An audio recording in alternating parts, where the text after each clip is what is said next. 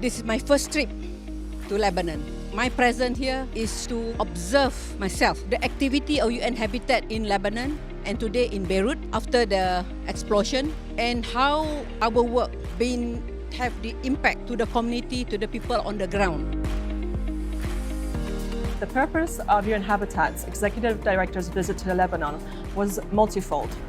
Primarily, she came to visit the city of Beirut to observe the progress on urban recovery and reconstruction. She also came to reconfirm her commitment to the country of Lebanon. Another purpose was to see UN-Habitat's work across the country.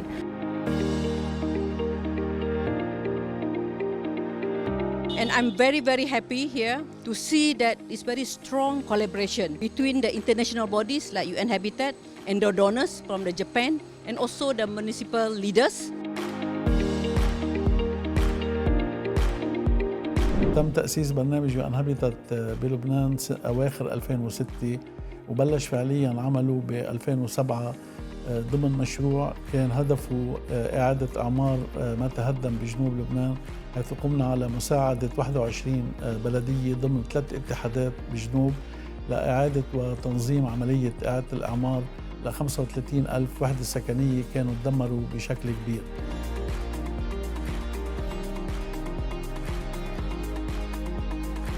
كمان كان في شغل بإعادة أعمار الضاحية الجنوبية وإعادة أعمار مخيم نهر البارد اللي كانت الأحداث عم تتواصل بشكل متتالي.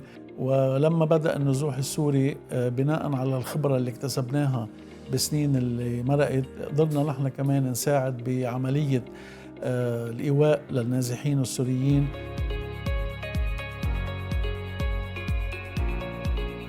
So the project has 3 main components. By end of June, we'll start with the buildings with minor damages, around 5 buildings. Well, it's actually something like a miracle that day. I didn't come, although I used to come every Tuesday evening. I used to stay here. On the top, that has to be a major work on the roof and the walls, because they are structurally damaged. Yeah.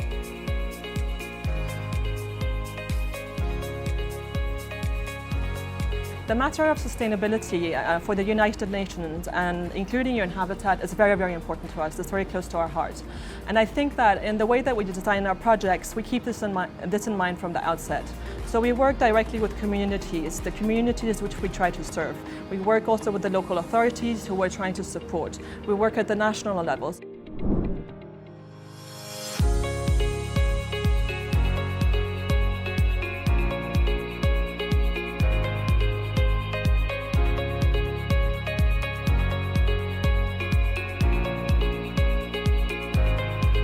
Beirut is depicted as a capital city in a state of crisis. We are grateful for UN-Habitat's various activities and recent contribution.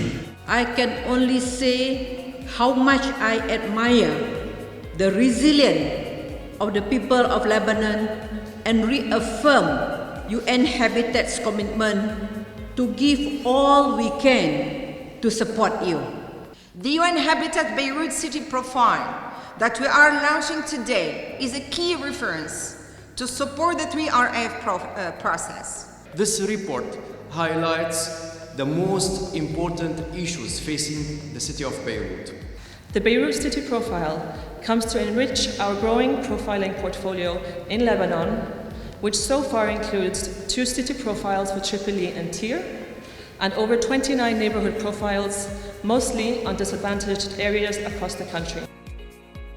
والمقاربة اللي عم يتبعها البرنامج من سنين اجت بوقت أثبتت مدى جدواها، خاصة خلال السنتين اللي مرقوا واللي نحن شهدنا فيهم عدة أزمات متتالية، أزمة كورونا وبعدين لحقتها الأزمة الاقتصادية الكبيرة اللي عم نمرق فيها، ومن ثم انفجار مرفأ بيروت.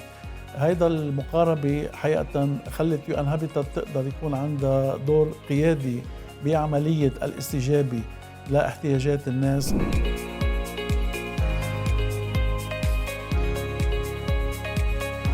We are small, but our mandate is very strong for human settlement, for shelter, and also for the better quality of life for the people. We can only express our gratitude and the gratitude of the people of Mohd to all the organizations and the countries that helped to rehabilitate the shelters.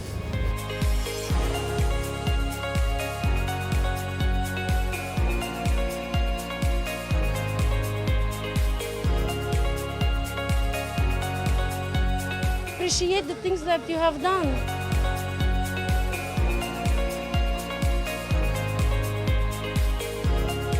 كان في فرق كتير. أول شيء خلصنا من الرطوبة، ثاني شيء كان في إزاز كتير مكسور. UN-Habitat have the expertise. We have the tools. So we have to show our leadership to the people that we can do it.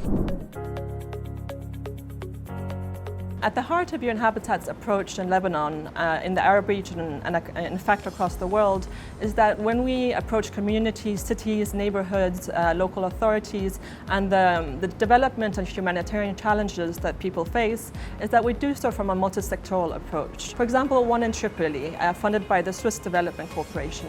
Here, it really started with a multi-sectoral approach, where first of all we had a city profile for Tripoli. We undertook neighborhood profiles for the cities of Maimunah and Beirut, so that first of all we can understand the issues at hand. Then we worked with the communities to really define the multiple aspects of the issues that they're facing, whether it's safety and security, whether it's basic services, whether it's access to public spaces, or whether it's about access to facilities which can really enhance the social cohesion between communities. So this project has been particularly successful. It implemented around eight projects, ranging from football fields to street lighting, to upgrading a heritage neighborhood, to other multiple perspectives which are really thinking about the comprehensiveness of the city and addressing the multiple issues that people are facing, as opposed to just focusing on one issue. Some of its achievement will be handing over today and visited today is entitled Improving the Well-Being of Host and Refugee Population through Enhanced Access to Social and Basic Services in Tripoli. This project was designed jointly with the municipality of Maimunah and the aim of transforming this space into a safe and inclusive sport complex for all. Before the first plan was drawn, great efforts were dedicated to carefully identify and prioritize needs.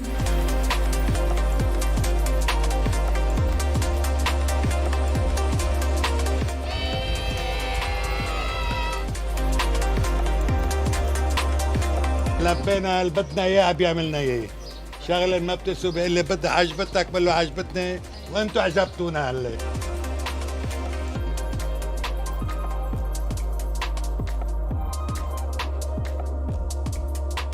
الخبرة اللي اكتسبها البرنامج خلال السنين اللي مرقت، خاصة بإنشاء مكاتب فنية ضمن اتحادات البلديات وبإعداد اللي بنسميه نحن ملفات المناطق، خاصة المناطق الحضرية، أعطت البرنامج ثقة كبيرة إن كان على مستوى الجهات المانحة وإن كان على الجهات المحلية بالنسبة كبلديات أو جمعيات.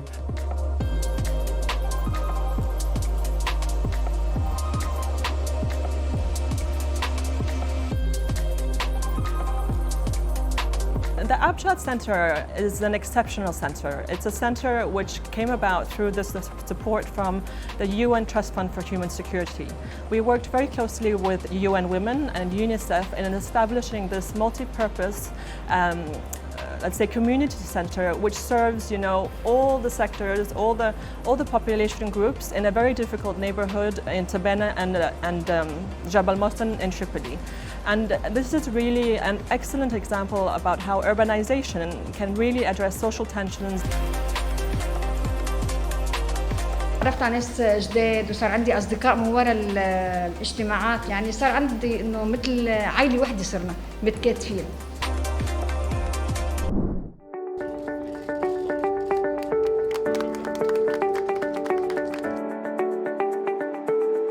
I'm very honored to be here with you today to mark the completion of an important project in Karantina, the rehabilitation of this National HIV and Tuberculosis Center that heavily impacted by the devastating Beirut Port explosion. Sweden is a long-term partner of UN-Habitat globally and proud to be partnering in Lebanon with UN-Habitat. شركائنا الدوليين المحليين فرصة لحتى نتقدم بالشكر لكل الشركاء فعلاً الحقيقيين اللي عم بيكونوا بجانب المجتمع اللبناني.